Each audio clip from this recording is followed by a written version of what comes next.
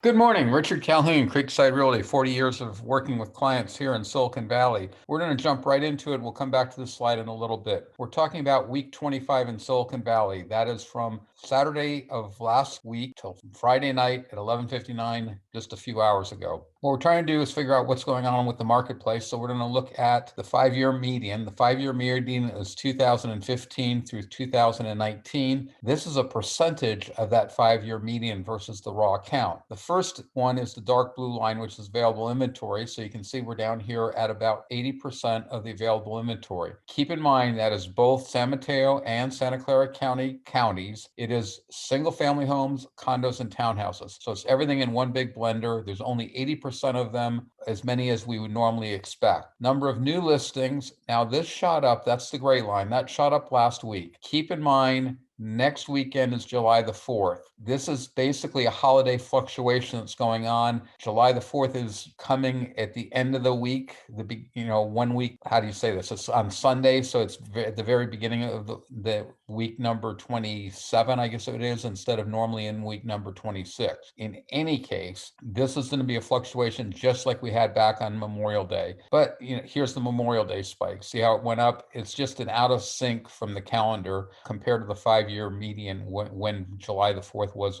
typically for those 5 years. A little confusing. It's just one of the reasons why when you look at real estate, it's very cyclic. There's an annual cycle, there's a weekly cycle, there's a holiday cycle, there's a monthly cycle, and you try to minimize those number of cycles so that you can see real impacts on the market in your data. And that's what this presentation is all about. Anyway, the third line and the second component is the demand side, the number of new offers. And you can see it's somewhere just under 140%. It's been fluctuating most of the year between 120 and 140% of the 5-year median. Now, when you think about it, 2015 through 2019 were all years where real estate was moving quickly. There was appreciation. So the fact that you have 20 to 40% more demand than in those years is pretty significant. And we'll see that in raw numbers a little bit later if you stick around. This slide is one of the more important slides. Well, these first four are all very important. Days of unsold inventory. It's the single best indicator of what's happening in the marketplace. It's supply and demand. And basically in this white area between 40 and 80 days of unsold inventory is what I consider to be a balanced marketplace. Anything below 40 is what I consider to be a red hot seller's marketplace. Anything above 80 is a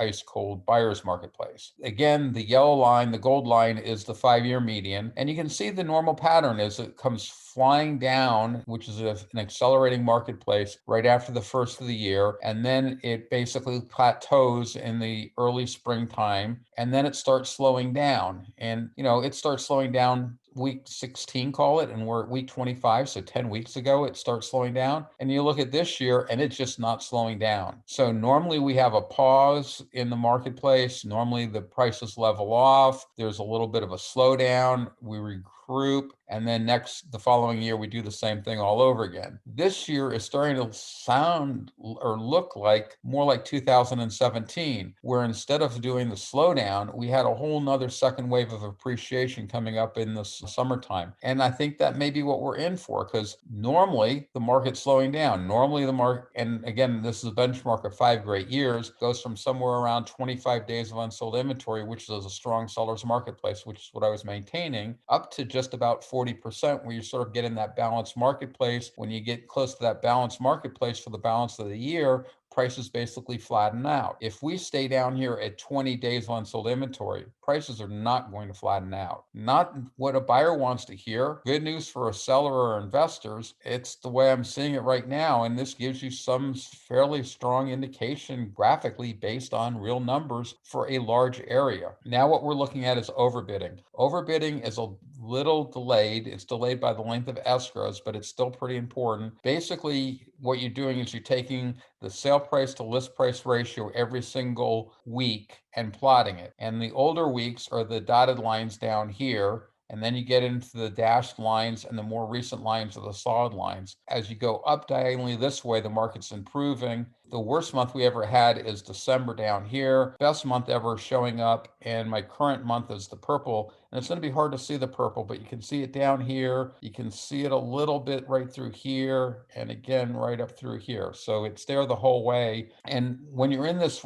anywhere in this range, you're a normal marketplace. That's the whole thing. So the closer to the blue line you are, the slower the marketplace, the more it's a buyer's marketplace. The closer you are to the red line, the more it's a seller's marketplace. And you can see that they're all been clustered together. So the market was improving earlier this spring and it's leveled off, but normally it would start retreating. So it hasn't started its retreat. It's not going in the upward direction of the red arrow anymore, but it's not doing what it's normally doing, which would be falling down the reverse direction of the red arrow. This is just looking at some appreciation, since everybody's so typically concerned about the money, what's their investment doing, what's their real estate doing. And so what I've done is I took the annual sale price for the entire calendar year of 2020 in the different micro market areas. And that's our base. Because if I picked any one week as a base or any 35-day period as a base, it would fluctuate depending on what period of time I took. So I took the whole calendar year to stabilize it. Also, just for reference, the median close of escrow, that means where 50% of the closings happen, is basically around the first week of August for most of the micro market areas. So you do a ratio and you calculate the appreciation. And there are 10 weeks on here, and you can see for Santa Clara County single family homes, these are all only single family homes in the different micro market areas. We went from a 15.7% appreciation to 24.7% appreciation in 10 weeks. So in the last 10 weeks, if I remember my math from earlier this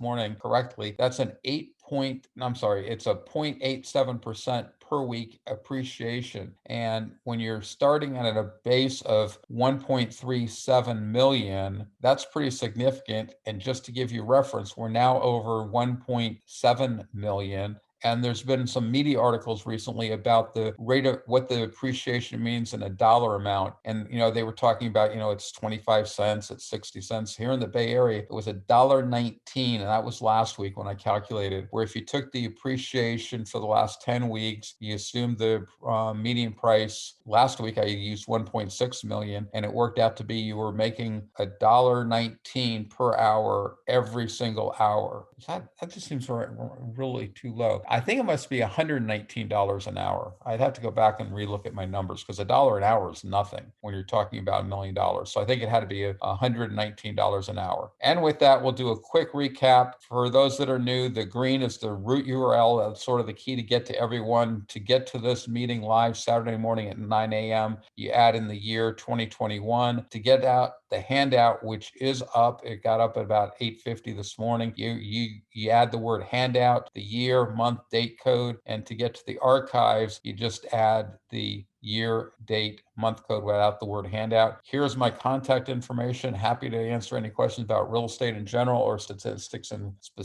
specific. If anyone's got a question, I will invite them to ask it. Now what we're doing is we're slowing down a little bit. I try to do a quick recap, and we're driving into a little bit of the numbers. A few quick things. First off, the days of unsold inventory, 20.2. Again, very strong market, clearly up. We have been at 17 and 18. I'm not at all concerned about this. This is exactly duplicating what happened for Memorial Day. I think once we get past 2 weeks from now, we'll see that 20 drops back down again. Even if it was increasing to 20 or 25 or 30, I still wouldn't be concerned, because that's what it normally does. The fact that it's staying flat is almost scary, because now I'm looking for a second round of appreciation. We've seen phenomenal appreciation earlier this year, so maybe we'll see another 10% coming up later this summer. Almost hard to fathom, but that's what my gut says right now. The other thing that's pretty unusual on this slide is, what in the heck is this handwriting of 782?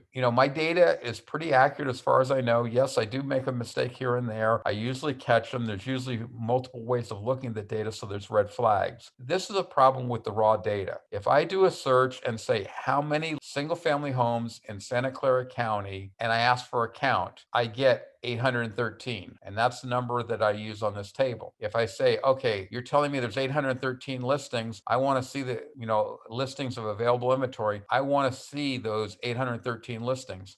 Computer only gives me 782. So at this moment in time, I don't know if the 782 is correct and the 813 is just an estimate of counting, but a computer should be able to count accurately to 813 or 782. So I'm just raising the issue to let people know that there's still something I don't understand about my source of data. And when you don't understand the source, you run a danger of garbage in, garbage out. Now, the good news is there's not that much difference between 782 and 813. But to be consistent, I'm using the 813, even though I don't know what those 25 listings are that it won't let me see. And I don't know why it won't let me see them.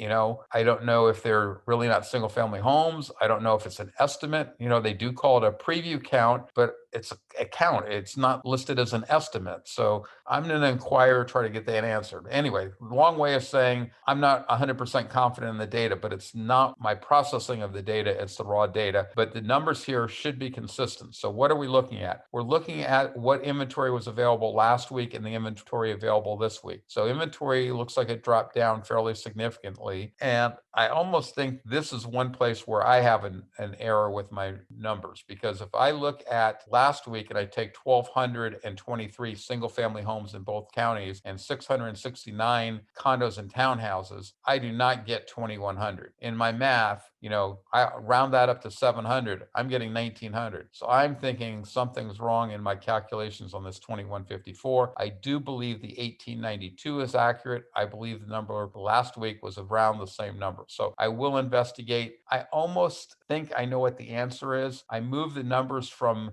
the current week to the previous week manually, and I think I didn't move the total count. So I think it was my error. I think if I looked at last week's data, it was probably presented correctly. I'm flagging it this week. All right, now we move on to the number of offers. Here we have it a little different. We have 1 week to see what's happening right now, this past most recent week, and we have 5 weeks to see what's happening over the past 5 weeks. The reason I use 5 weeks is it maintains the weekly cycle. It tends to de-emphasize the monthly cycle because you only have typically one end of the month in there. I also reset at the beginning of the first of the month all the time. The other thing that's sort of coincidental is just like right now we're going into Labor Day, into July the 4th. 5 weeks ago, we were basically going into Memorial Day. So there's a fair number of holidays that are spaced about 5 weeks apart, because after July 4th, we go from July 4th to Labor Day. Yeah, it's a little bit longer than 5 weeks, but again, it's in the right order of magnitude. So 5 weeks, when I started this in 97, I looked at every single number of weeks from 1 to 6, and I used the week that made the most sense from getting rid of statistical fluctuations. And it was a toss up between week 4 and 5. And I made some executive decisions to go with week 5. I'm sticking with week 5. I'm still real comfortable with week 5. So what's happening? You can do a ratio. If you take the top number and multiply it by 5, you can see you're going to get a number a bit lower than 14. Actually, not much lower. So there really hasn't been much slowdown at all. They're all pretty much 5 times. If the market was slowing down dramatically, which is a little bit what I'm expecting in the next week with July 4th, you'll see that the 1 week number multiplied by 5 is a lower number than just the 5 week data. And where the math is done already for you is down here on the days of unsold inventory. So you can see for single family homes in San Mateo County, this last week it was a little faster at 24.4 days.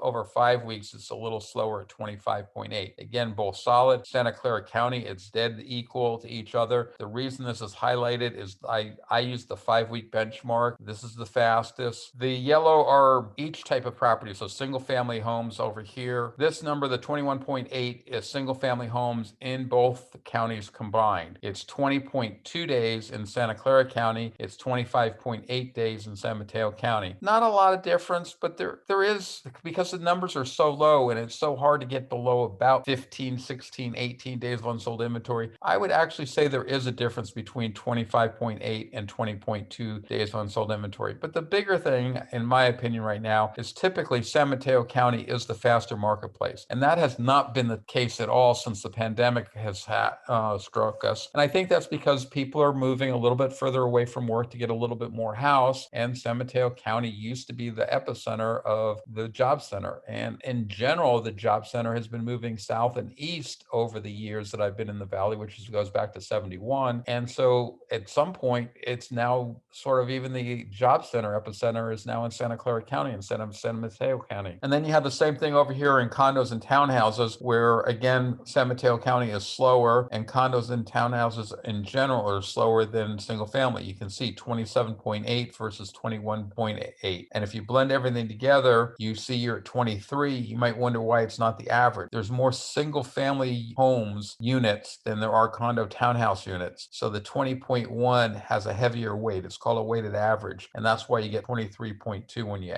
put them together. Now we're looking at days of unsold inventory. We're looking just at the major milestones, which are Santa Clara County and San Mateo County, and then Santa Clara County condos and townhouses. And you can see basically it's been pretty flat. And in general, if we go back to when the pandemic hit, which is basically here, you can see the huge slowdown and then the rapid improvement, and then basically, improvement gradually all last year, the end of the year slowdown, the acceleration at the spring that we typically see. And normally in a normal year, you start seeing these lines go back up, and they're really not. If someone wanted to argue San Mateo County is going back up and condos and townhouses in Santa Clara County are going back up, I could buy that. That's the sort of the brown line and sort of the gold or yellow line. But the red line, Santa Clara County single family homes, I mean, that's rock solid. And you saw it earlier in the presentation on the DUI slide. Now just trying to give people a little bit of idea where the hot areas are geographically. This is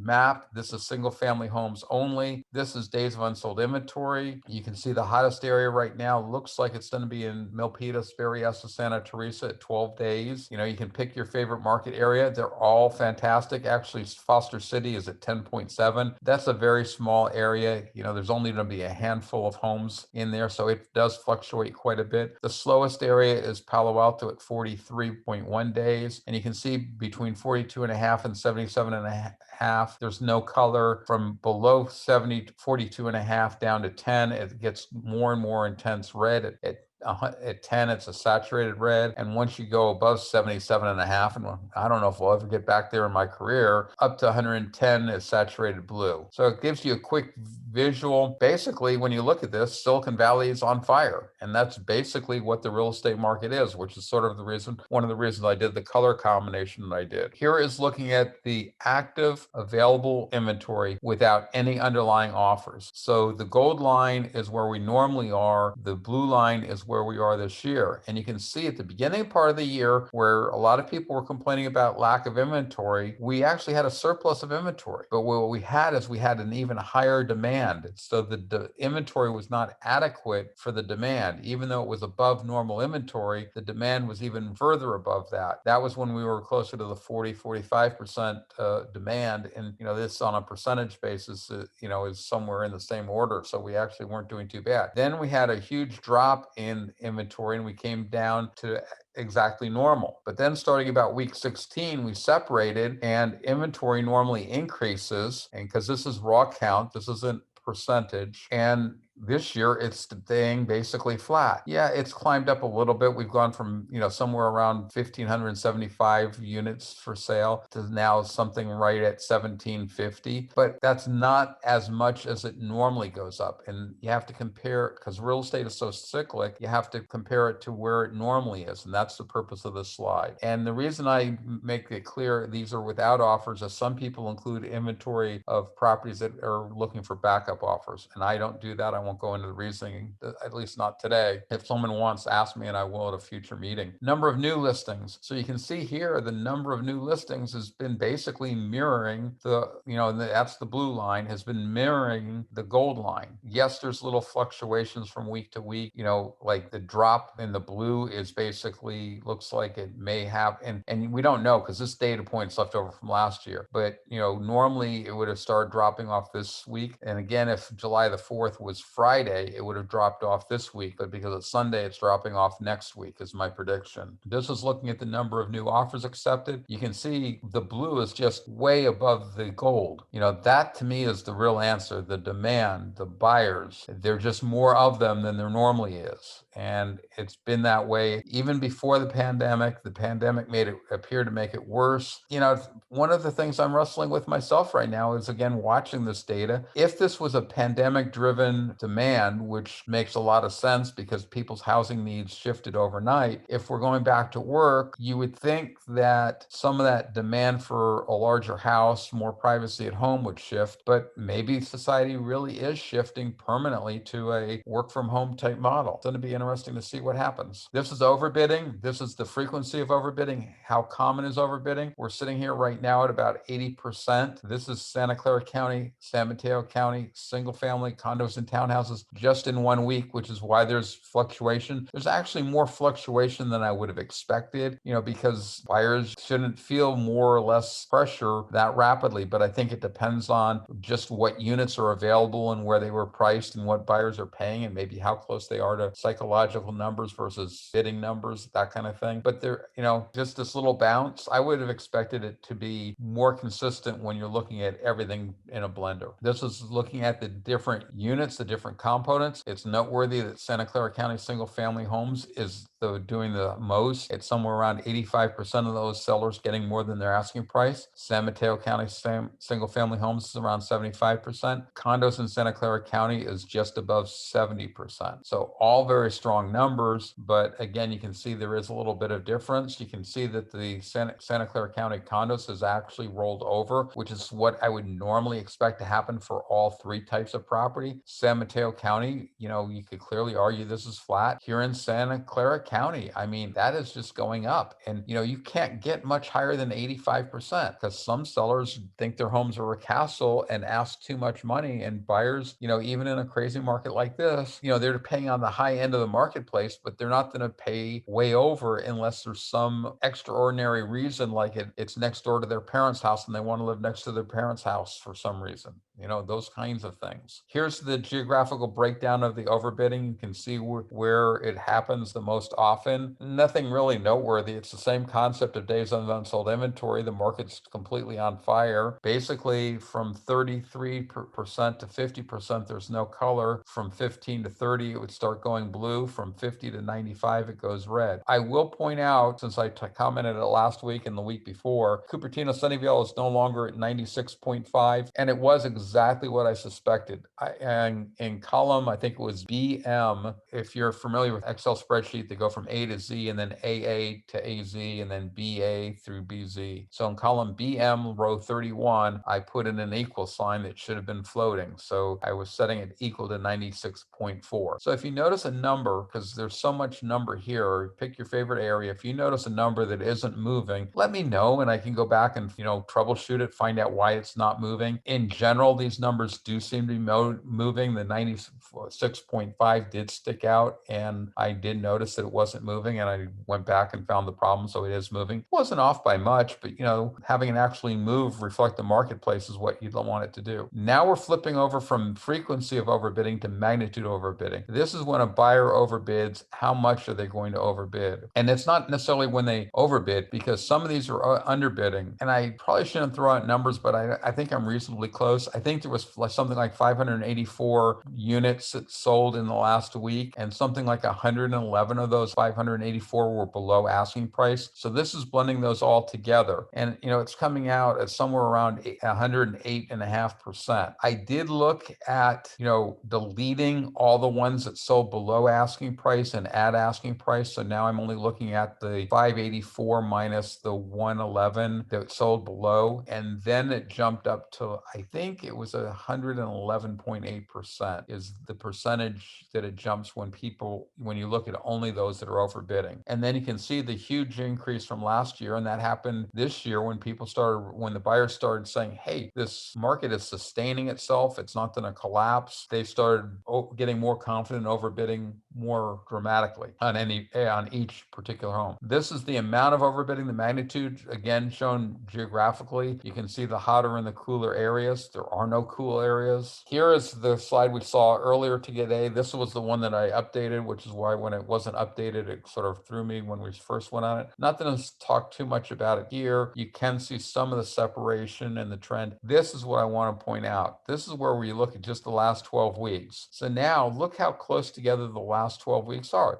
They're all basically on top of one another. I would say there's essentially no difference between any one of the last 12 weeks. So the market's in a hot place. It's not getting hotter. It's not getting cold. Now, what's going to be interesting is since we have this cluster, if the purple line, which is sort of buried, you can see it right down through here, and then it comes here, and then it comes down. If that starts moving this direction to the left and down towards my axis, if it starts moving towards where my dot is over here, then the market is slowing down. If it starts moving up this way, the market is going to be accelerating. The problem with using this as a benchmark is you have that 5-week period of escrows to close. So you don't know. And that's why days of unsold inventory are so important. That's supply and demand. And in a free economy like we supposedly have, the supply demand balance is what drives prices. And that's why that's the key indicator. Then it gets confirmed 5 weeks later with the overbidding ratio. Now we're looking at sale price. Here, the median is basically the Redwood City area, and you can basically see it's a very pale color. Very similar price to your Mountain View, Cupertino, Sunnyvale area. The bluer colors are the more affordable areas, and your redder colors are the hotter, more expensive areas. And then the numbers are over here. The color coding is based on the middle number, which is your 50 percentile or your median. The lower number to the left is your 10 percentile, and the number to the right is the 90 percentile. So let's just take South County for an example. 80% of the homes are between $850,000, $1,720,000. So in that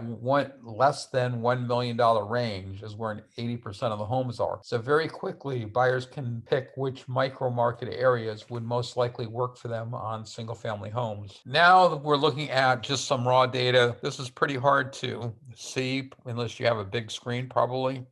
But what I'm doing is I'm comparing the 5-week data starting on the 1st of June and ending on July the 6th for all these past years. Clearly, I can't be doing that for 2021. For 2021, I'm ending it last night at 11:59 p.m., a minute before midnight, and then going back 5 weeks. So I have 5 weeks of data, so I'm comparing apples to apples with that from that point of view, but I'm not comparing the same calendar year because if I don't have the end of this, I don't have data for June 29th, June 30th, July 4th. That data is missing. So it's off. But with that, it still gives you an indication. It's the best comparison. So what's on the marketplace? Right now, your average is 37, your median, which I think is more important, at 10. You look back, we've never had a number that low before. So the market's hotter. Asking price, 1649. I think that's the 1653. So the median asking price was actually higher a year ago, which is incredible when you jump down and you look at the sale price, because a year ago the sale price was 1.399. Had to just enlarge that. It's 1389. I had to enlarge that. I was not being able to read it because I'm on a fairly small display. So you can see the median price has gone up basically $316,000 based on a 1.4, starting basis. So the median price has gone up quite a bit, but the asking price up here hasn't gone up. It's actually gone down $4,000. And what's interesting is, historically, I had this guy that would harass me and basically would tell me this indicates that the sellers there's been no appreciation. No, it's just the shift of the marketplace. What's selling, what isn't selling. It is a little puzzling, and I'm not sure I'm not questioning the data, but I do not really understand it intuitively, because in general, what's moving the most is the affordable areas. And you saw that where your expensive areas, Palo Alto, Menlo Park, aren't moving as quickly. So I would actually have expected this to go up more than the sale price has gone up. Clearly, that isn't the case. Anyway, moving on. Inventory, 782. If you look back historically, you can see that we have never had a number that low before. So we have the lowest single family homes. The lowest previous number, I think, is this 806. So we are close back in 2017. What happened in 2017? We had that second round of appreciation. Look at what's happening of days on unsold inventory. It's not increasing. If someone was asked me to predict what I think is going to happen, I would say look at 2017. That's probably the marketplace we're the most similar to at this point in time. Square footage at 1973, that's a little smaller than normal. Here you're at 2100, 2000, 2000. So smaller homes are staying on the market a little bit longer. That sort of goes with this whole pandemic thing that people want bigger homes. So the bigger homes are selling more rapidly. The bedrooms and bathroom counts are just there for sort of informational purpose. Now, these highlighted lines are the ones that are sort of more significant. Median days of what was selling, 8 days. Go back and look at that. I mean, down to 20, down to 15. We were never that close. If we go back to 2017, we're pretty close at 10. We were pretty close last year at 10. Average days, which is what most people quote, 14. The reason I like median is you can have one person on the market for 5 years and they finally sell, and that brings up your average dramatically, but it has essentially no impact on your median. Just like very few people talk about median sale price, at least locally, fortunately, and it should be the same with days on market. Average is what's most commonly quoted, which is the only reason I put it there, but median is the one that really should be followed. Days of unsold inventory, sort of my unique number. Some people, CAR, based on my input, is now quoting months of inventory, but I mean, months of inventory, when I consider 40 to 80 days to be normal, you have to get into decimals of months. So I think it makes a lot more sense, especially when I use a 35-week month, 35-day month. Anyway, we're at 19.8 days for Santa Clara County single family homes. Again, we've never been that fast. Back in 2017, I was probably saying that 22 might be sort of the limit. We're clearly doing better than that now, or faster than that. We've been down at 17. County-wide, I'll set a new benchmark. My benchmark is I don't think we can go below 15. Maybe we'll get there later this year. Time will tell. Moving on to list price, and this is list price of what's selling. So list price of what's selling is up 150,000 from last year. Meanwhile, what was on the market is basically flat. Just, interesting observation. Number of sales per day. Now, it looks like in the near term, we've never had 39 and a half, but now if we go back over here before the 2007 slowdown, we routinely had more inventory. And that's something that I've observed and have commented on, is basically the rate of turnover of properties in Santa Clara County single family homes has been slowing for the last several years, decades actually. And it sort of doesn't make a lot of sense because you've been building more and more inventory. But what I've maintained is Prop 13, one of its unintended consequences was to keep people in their houses longer, which would slow down the marketplace. And, maybe that's a good thing for stability of neighborhoods and things. But what was happening is you were also having, a elderly person staying in what used to be a family home. And so now the workers had to commute longer. Now with Prop 19, that kind of economic disincentive is going to go away. And so we may actually see long-term the number of sales going up. Now we go, and these are just in raw counts. So you can see we had 1,382, much higher than any year in recent past. You have to go all the way back to 2012. And that was when we were coming out of the 2007 slowdown. You can see the median square footage of what's selling is smaller than what's on the marketplace. So it basically saying larger homes are staying on the marketplace. There's some inconsistencies that I'm not sure I really understand. And it's interesting because I think if we can figure out a hypothesis that checks out on why those numbers make sense, that would probably give us a better insight to the marketplace. So I'm going to spend a little time digging around and thinking about it. Now, overbidding, we're at 110.1%. And for this time of the year, that's an all-time record. If you even go back to 2017, where is 2017? 2017 is this column here. It was only at 105. So we're outperforming 2017. On frequency of overbidding, we're outperforming it at 85.2%. It's closer to 2018, but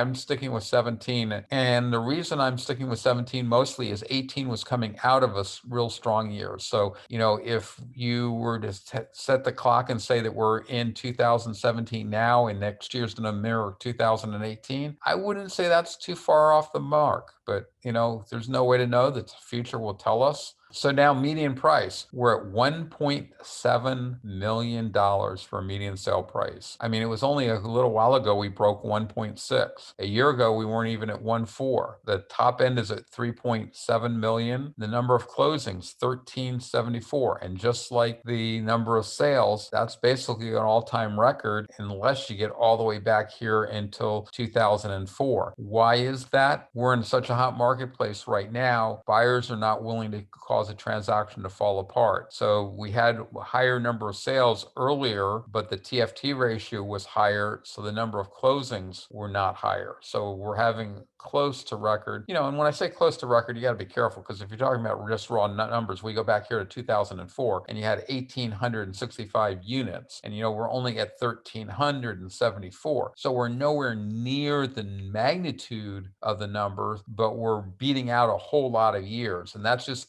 because the market has been drying up. And not only, it also doesn't make sense because population has been growing, houses have been being built in this county, not as many as people would like, at least those that are pro-development, but your pool size is growing, and yet the total number of units is decreasing. And, that should have been red flags to people earlier. And that is the last slide. If anyone has any questions, I will take them. And again, I did it earlier. This screen is what I call the root URL at tinyurl.com/RE for real estate market graphs. Yeah, it's long, but it's easy to remember. And then if you add in to that root URL the year, you get to the meetings live Saturday morning at 9 a.m. And I do appreciate people being here. I do appreciate the interaction. If you add the word handout and then the year 2021, the month 06, and the date 22/6, you get the handout for today's slide. I try to get it up about 15 minutes before the presentation starts, so around 8:45. Today it wasn't until about 8:51. And then if you add in just the year, month, date code, you get to the archive on YouTube for this specific date. The green URL gets you to the base URL,